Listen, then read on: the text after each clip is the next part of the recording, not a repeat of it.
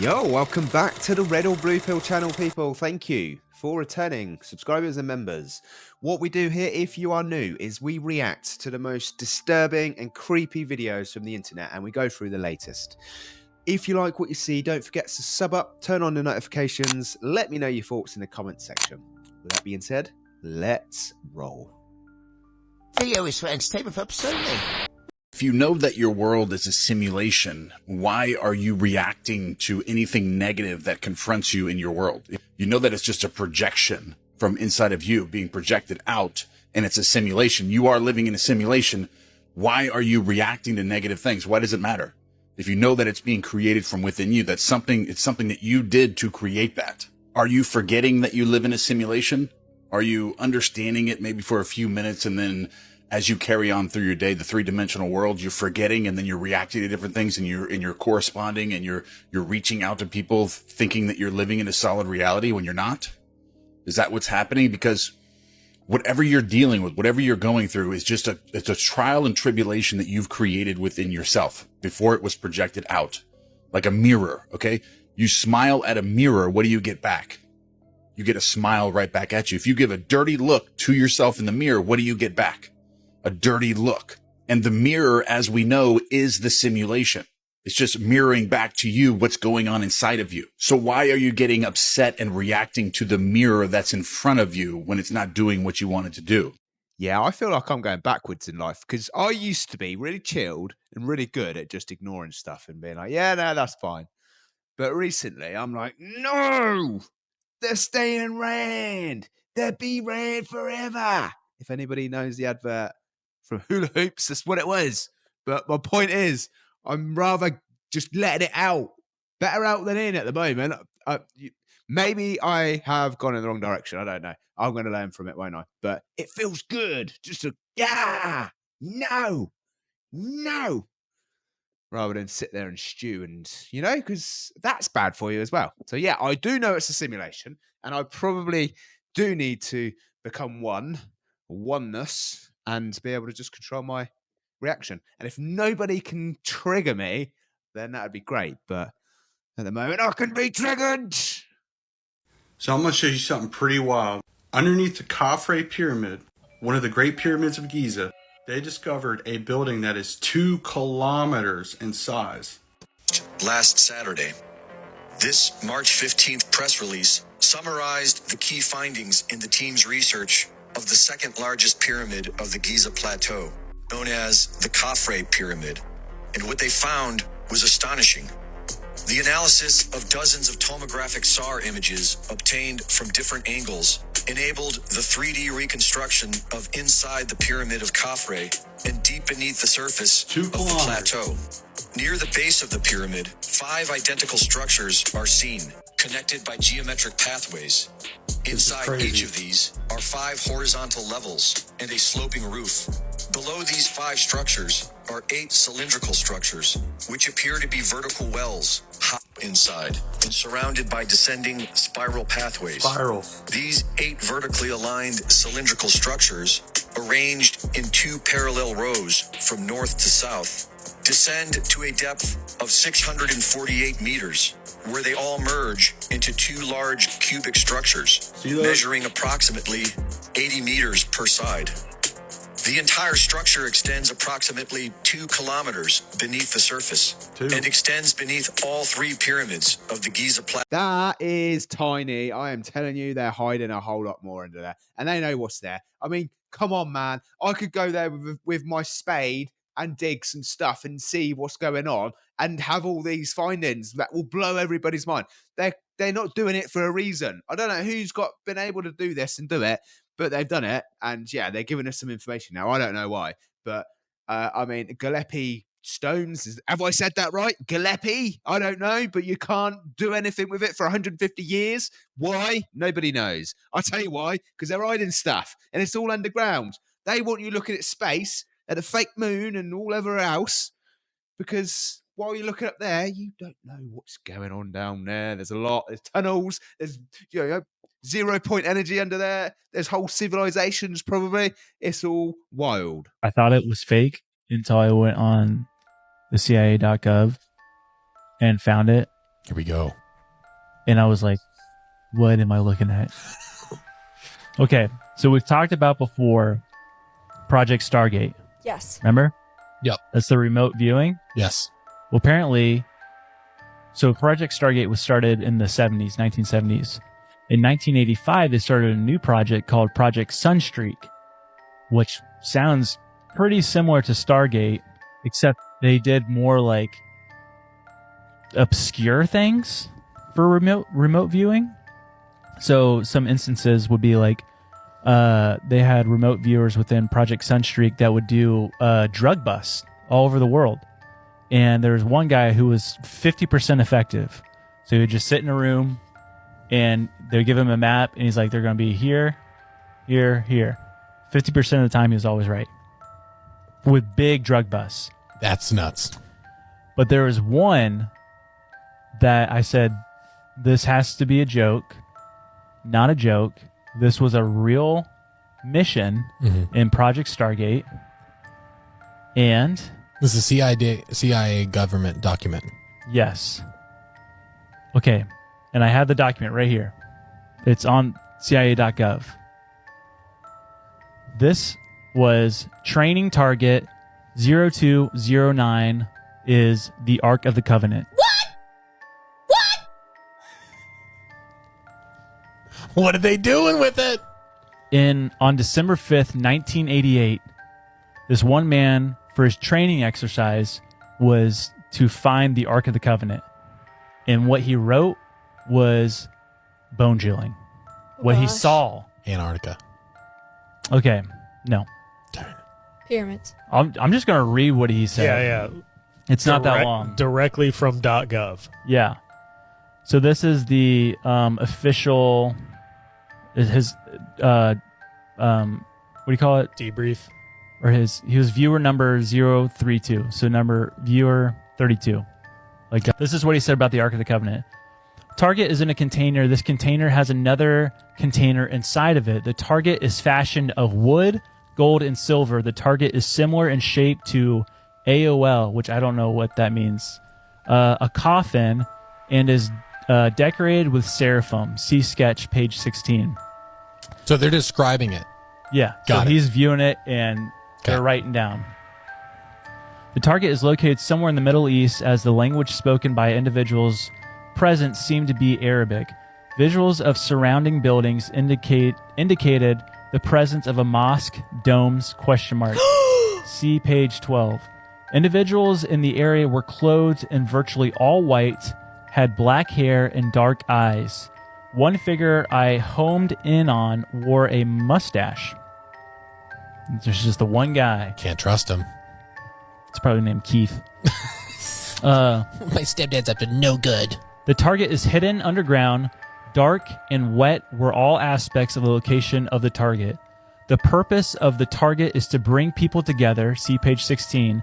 It has something to do with ceremony, memory, homage, and the resurrection. What? There is an aspect of spirituality, information, lessons, and historical knowledge far beyond what we know.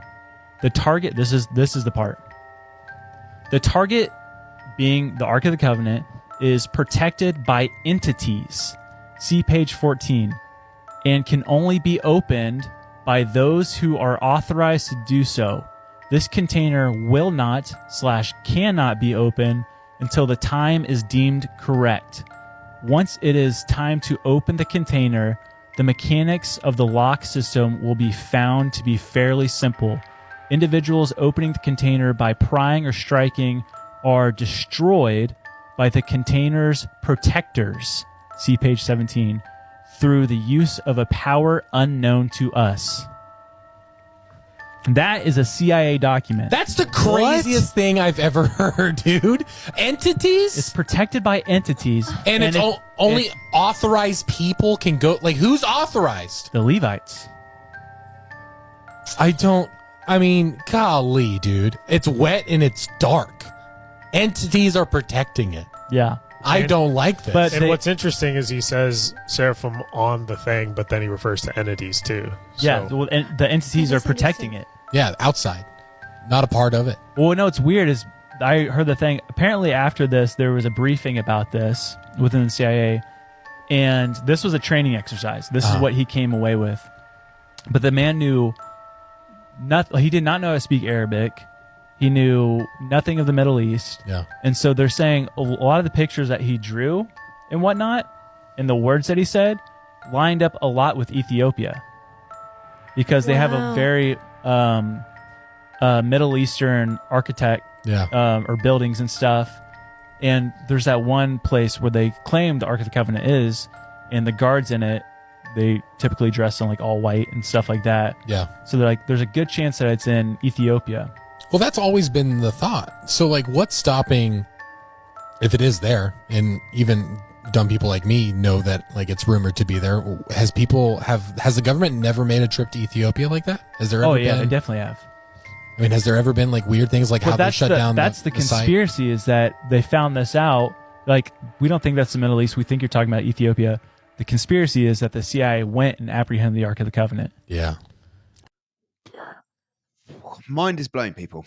This world is just a complete shizzle show. I have no idea what's going on. Why do I even want to know? Because I'm never going to know. It's just going to be questions after questions. I can't help myself. I'm in these rabbit holes and I can't get out. The Ark of the Covenant, I'm pretty sure Mr. Trump's got one, but I don't know, a replica or something. Is this this is something to do biblical, right? This is something biblical, which I think I've read. I'm pretty sure it is biblical. Something to do with God.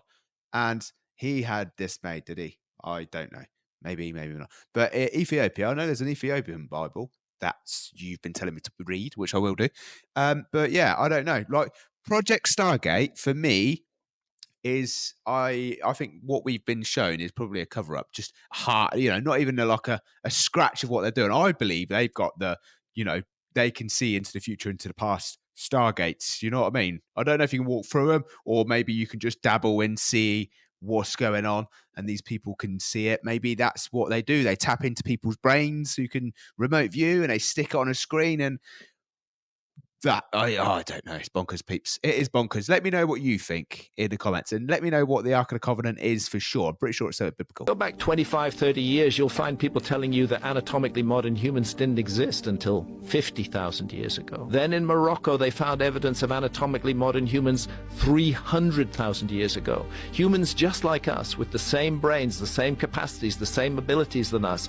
Once you start extending that timeline back, you're leaving much more room for an advanced civilization to emerge. This was a civilization that flourished during the Ice Age and that was obliterated almost completely in the cataclysm of the Younger Dryas. There were survivors. Those survivors left their fingerprints in places like Göbekli Tepe. After the Younger Dryas was over, they then sought to initiate hunter-gatherers into their system of knowledge. Göbekli Tepe. I think that's what I was on about, right? Graham Hancock just mentioned it. That's he mentioned something, something nefarious going on in there, and that's probably why they're hiding it. You can't dig it up. Let's dig it up and find out. But no, you can't. Why can they tell us we can't dig it? Scandals. I'm going to tell you all a few things that you may have not known before about vampires. Vampires actually do exist, and I know this sounds very far-fetched, and I'm losing people as we speak, but if you're here still, just hold on, let me explain. Vampires are not what you think they are, like in fiction novels and stuff like that. There are two different types of vampires that I have studied, because honestly, I've never personally been close to one of these people, but when you do occult research, and you research into folklore, specifically Eastern European folklore and Egyptian folklore, you will come into beliefs around vampires, because vampires were actually started in ancient Egypt. And you also have some history with vampires in Eastern Europe. Now, present day, we've had encounters in the United States with real-life vampires. There are 9 tribes of vampires. And then I'm also going to differentiate living vampires and immortal vampires. Immortal vampires are very difficult. They're very fragile, to maintain, meaning that somebody on our side would need to be giving these vampires offerings, the immortal vampires offerings, just in order for them to not attack people in the afterlife. So the immortal vampires, they are here because of magicians. All vampires are made from magicians. The purpose of people undergoing the vampire ritual is to have immortality for immortality, in order to not skip over the second phase of passing, meaning they skip over the first phase of passing, which is when you leave your physical body. The second phase of passing is when you go into the abyss, wherever your creator says you go. And vampires, not really into that. They felt, well, back in ancient Egypt and in Eastern Europe as well, they felt that they, as some type of royalty, because usually these rituals were reserved for royalty, they felt that they could not finish what they needed to do in one lifetime, so then they would undergo a ritual to make them immortal. But they weren't really like living immortal. They were immortal as in they didn't skip over, cross the abyss, and go to wherever the hell their creator says they go. Could be heaven, could be somewhere else. Now, the 9 tribes of vampires, which I think probably would intrigue more people, they are, first of all, some of them are here in the United States. New Orleans is a big place, but it's not only New Orleans, it's literally all over the United States. These vampires, they also have gifts. They can attract you in the astral realm. They can stalk you in the astral realm. They can, some of them, they have to touch you, and they're like energy vampires. They can literally have information about you. They can pull life force out of you just by having touched you once. The other types of vampires that we see in like ancient Egypt, if you've ever studied those rituals that they did in ancient Egypt and Eastern Europe, they don't necessarily have that power, because if you would ever see one of these vampires, they look like a shining version of, I don't think I could say this word. They look like a gentle mist, basically. That's the only way I can kind of describe it. They look like a gentle mist, a figurine of a person. They are extremely rare to encounter, alongside the mortal vampires being extremely rare to encounter as well. More people have encounters with the mortal vampires than the immortal ones, mostly because there was basically an abolishment of people in Egypt and Eastern Europe doing these vampire rituals because of they had issues with them. It wasn't a perfect thing. So they would do things to the people that were vampires in their graves, like they would put a stake through their graves, stuff like that, to make sure that they wouldn't come back and haunt people during the night. And those vampires wanted warm substance from us. Usually it's red stuff, but it could be yellow stuff. You guys know what I mean. That has nothing to do with the vampires that are living in these 9 tribes, though. So there's 2 different types of vampires. If you guys have any questions about that, you can comment below. Yellow stuff. What is yellow stuff? I know what red stuff is, but yellow? Oh, God. Yeah, vampires could be real. Everything could be real. Everything that's on TV could be real. Like, let's face it. We see what people want in real life. Like, it's hidden in maybe plain sight. And it seems to be blood related. So if blood is a way of staying young, fit and healthy, it's basically like being a vampire, isn't it? Except maybe you don't grow teeth, you just drink blood. And there's some celebrities, drinking red wine a lot. So you know what I mean. Maybe that is what it is. Also, vampires, if they are staying this long, this is why they have like so much, intelligence, because they've been around a long time. Like, and it's the same as the Bible. They used to live like 900 years old until they was like, nah, this is too much now. Probably, I don't know why, but yeah, I don't know. Vampires are real, I think. I mean, we've seen mermans and mermaids. Vampires, why not? I mean, I'm open to it. I mean, yeah, I mean, there's going to be human beings with fish heads and stuff. So I'm way, Blade. It could be quite cool. Who knows? I don't know. You know what I mean? There's plenty of blood to go around because you just regenerate it. So, I mean, it hasn't got to be aggressive attacking the neck. It could be a blood bank. Like, here, buddy, have some of my blood. But yeah, that could be the charity, the new charity. Hey guys, I want to bring your attention to this video over here, y'all. This video was recorded in Daytona, Florida just yesterday, alright? So these ladies, and there's a gentleman in here as well too, they said they seen these lights pull up out of the ocean. Both of these lights. It said they said the big one came out first and then this little one came out follow it. And as they're looking to the left and their right? And they see other lights within the mist. So you see these other lights, they're blinking. But they said that they watched these lights come up out of the ocean. Now take a look at this one as it starts moving away from this big light over here, y'all. What are these things? What are these?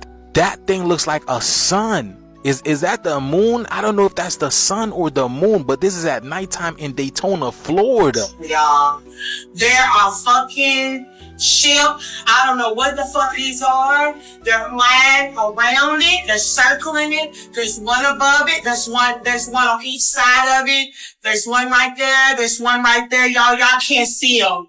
I don't know if y'all see them blinking.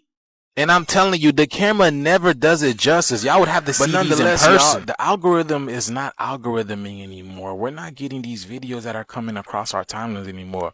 So if y'all want to see more videos like this, y'all gonna have to follow me. And I want you to like, follow, and share for more videos like this. Let's continue to get this shift, y'all. Peace out.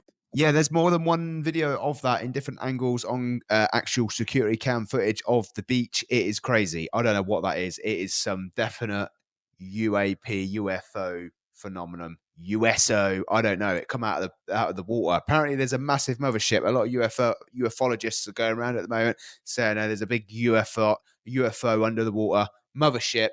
All these keywords, you know what I mean? But yeah, I mean, what you've seen there looks a little bit bonkers, right? Oh, and that is the end of the show, peeps. Yeah, I almost forgot then. I was going to go on to the next video, but yeah, that is the end. So thank you for watching. Appreciate the support. I'll see you again tomorrow. Have a good morning, evening, afternoon, wherever you are in the world. Oh, yeah, see you later. See you later.